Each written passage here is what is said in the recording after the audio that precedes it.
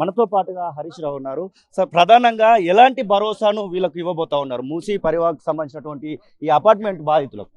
ప్రభుత్వం మొద్దునిద్ర వీడాలి. అనవసరంగా రేవంత్ రెడ్డి గారు మౌనాన్ని వీడి బయటకు వచ్చి ఆయన స్పష్టత ఇవ్వాలని చెప్పి రేవంత్ రెడ్డిని డిమాండ్ చేస్తూ ఉన్నాం.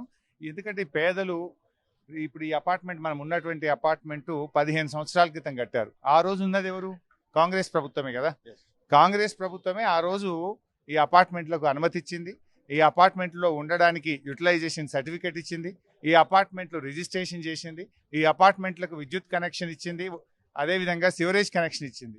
ఈరోజు అదే ప్రభుత్వం వచ్చి మేము కూలుస్తామంటే నువ్వు ఒకవేళ చర్య తీసుకోవాల్సి వస్తే ఆనాడు ఈ అపార్ట్మెంట్లకు అనుమతి ఇచ్చిన ప్రభుత్వం మీద చర్య తీసుకో, అధికారుల మీద చర్య తీసుకో. కానీ పేదలను బలి చేసేటువంటి హక్కు దానకిషోర్ చెప్తా ఉన్నాడు, 15,000 డబుల్ బెడ్రూమ్ వీళ్ళని రెడీ చేసి పెట్టాము, వీళ్ళని అక్కడికి పంపిస్తాము, వీళ్ళే ఒప్పుకుంటున్నారు, పంపించడానికి రెడీ ఉన్నామంటున్నారు అనే మాట. వీళ్ళు ఎవరైనా ఒప్పుకున్నారా బాయ్ సార్?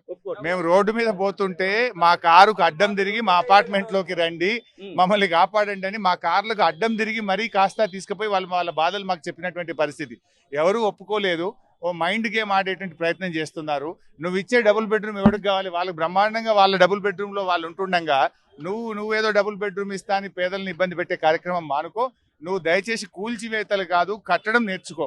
అసలైన తొలి వెలుగు. ఫాలో వాట్సాప్ @తొలి వెలుగు official.